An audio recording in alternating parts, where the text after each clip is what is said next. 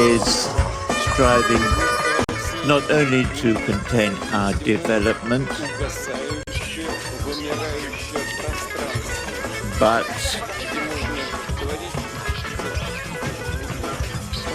they are intent on destroying us and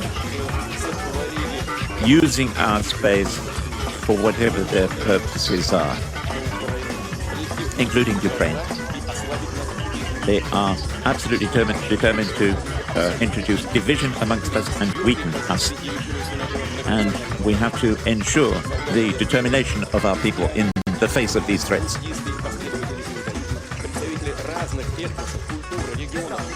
And this encompasses all the various representatives of the different regions and the multicultural nation which is Russia. And it involves all our common efforts. Together, shoulder to shoulder, we are fighting for a common cause, that of the motherland.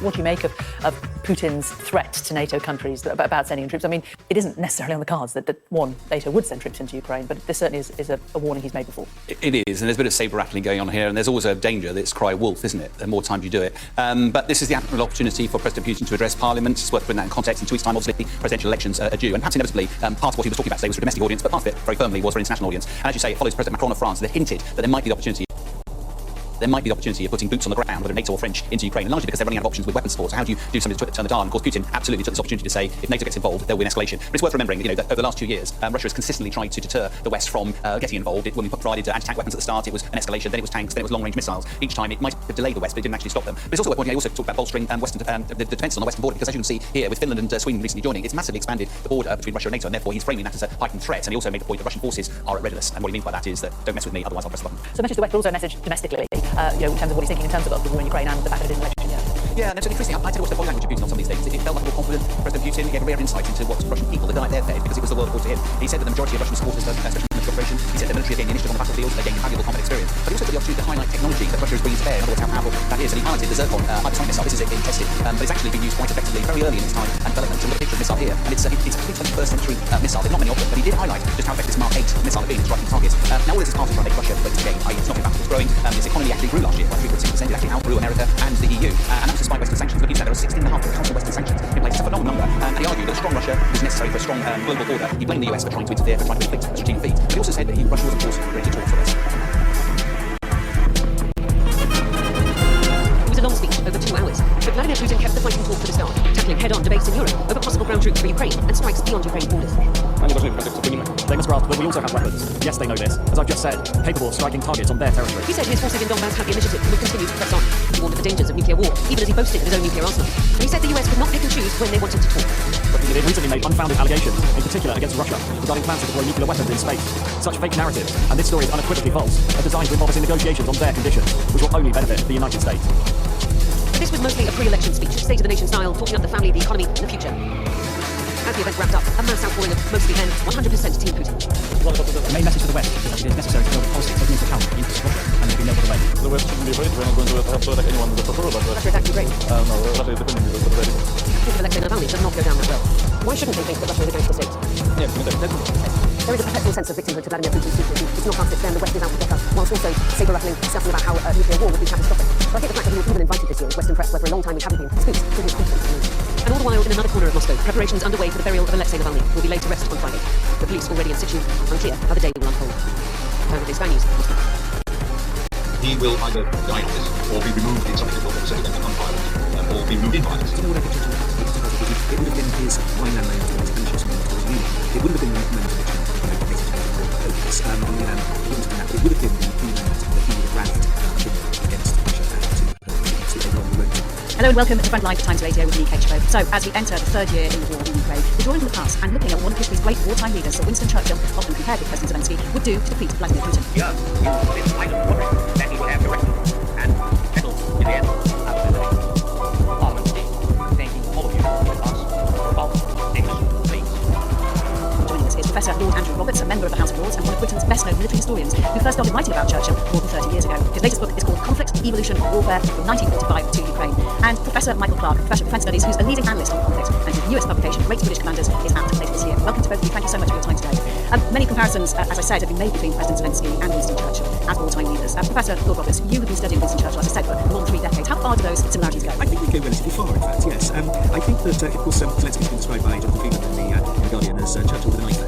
I think there's something to that. The way that he stayed in Kyiv at the beginning of the war was reminiscent of Churchill. The way that he uses his rhetoric and oratory and his real connection with social media and his capacity to get the message out is something I think that Churchill would have been profoundly impressed with. His relationship, and I'm sure Michael will be very interested on this, with his generals.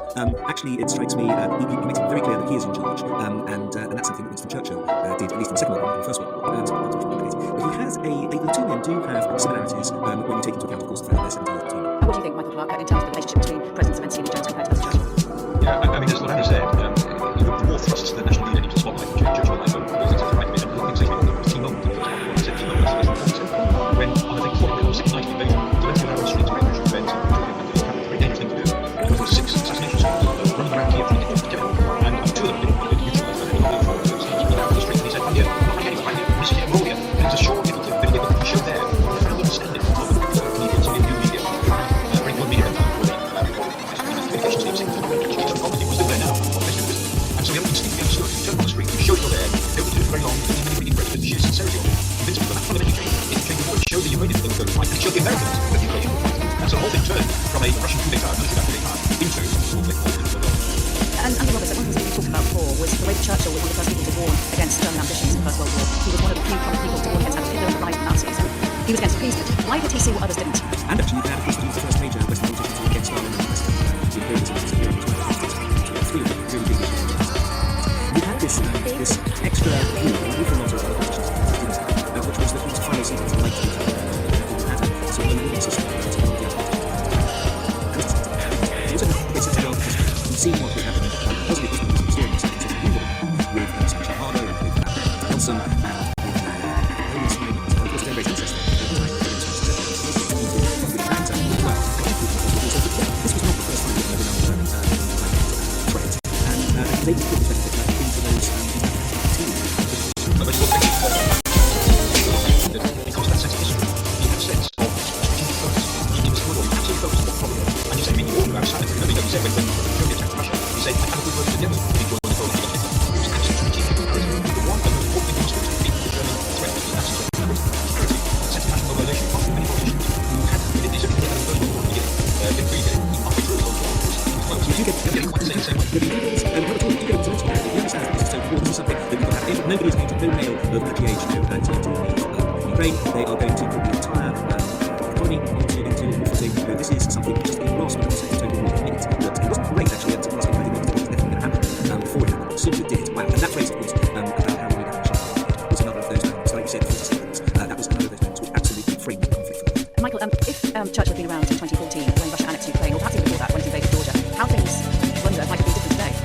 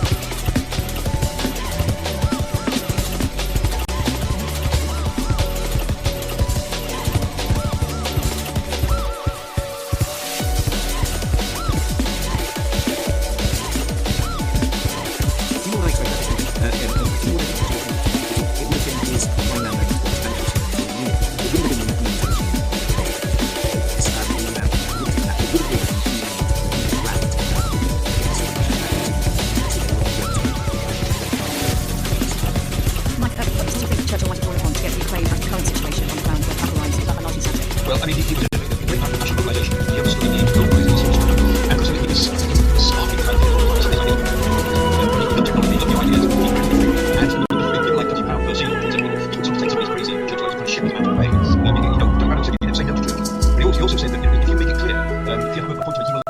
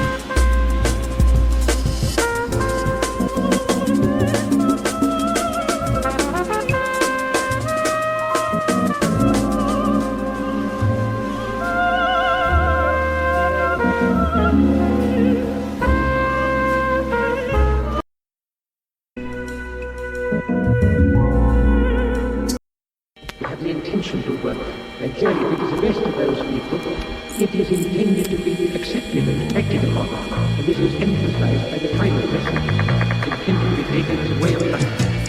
If we ourselves wish to work, we must ask ourselves whether this document represents for us a way of life. A way of life.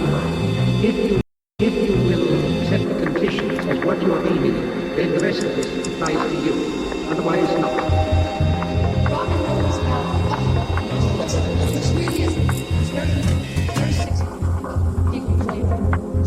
That is the possibility we should explore. Can you tell me about your first experience of a nuclear explosion?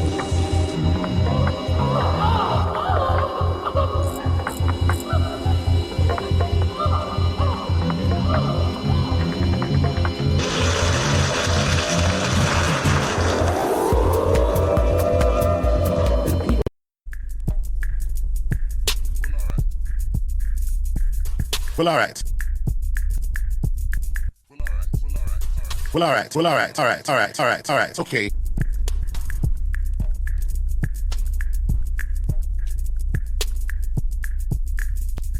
Well, all right. Okay. This next song is all about I leave from Jamaica and went to England. I was in England for a long time, not doing anything for like 2 years. Going sideways. Decided to look and do some musical stuff. So I went to the market one day and I met a friend called. So said that we should do something in the studio. So I went to the studio and met some live musician and I was saying to the musician, I needed to play this track for this. It was a big problem with the band. Problem with the band. But they were saying that, oh, that's not reggae. It doesn't sound good. And I said, look, we got to do this song. We better do it now.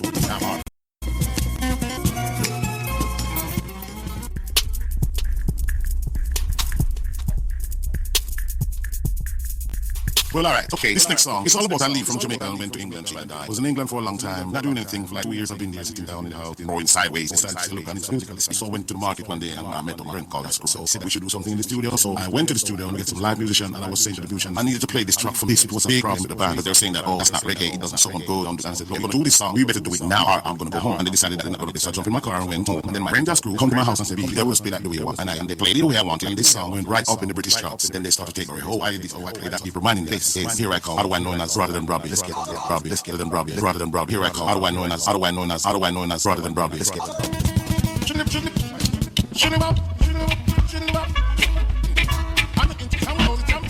She didn't have a dog. Some people it doesn't break. And now the stairs at them. You don't come to the see the side. Let's start to say right. 2 months later, she's a coming to the sun. And now you're young. You're fine. You're so wanna have some fun. Get down. See, I'm broad and Broadway. I'm broad and Broadway. Well, all right. When you go black home to the side, you show.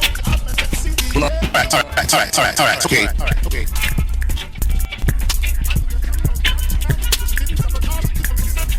Well, all right, okay. This next song, it's all about I leave from Jamaica and went to England. I was in England for a long time, not doing anything for like 2 years. I've been there sitting down in the house, going sideways. Decided to look and do some musical stuff. So I went to the market one day and I met a friend called. So I said we should do something in the studio. So I went to the studio and met some live musician and I was saying to the musician, I needed to play this track for this. It was a big problem with the band. But they were saying that, oh, that's not reggae. It doesn't sound good. And I said, look, we got to do this song. We better do it now.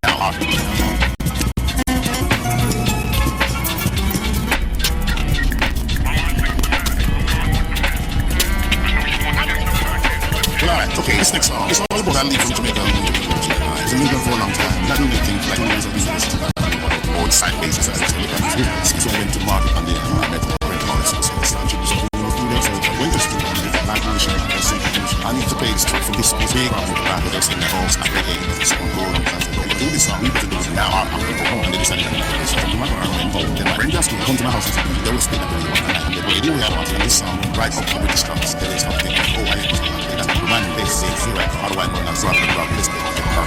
Rather than Robbie. Here I come. How do I know that's rather than Robbie? Let's get it.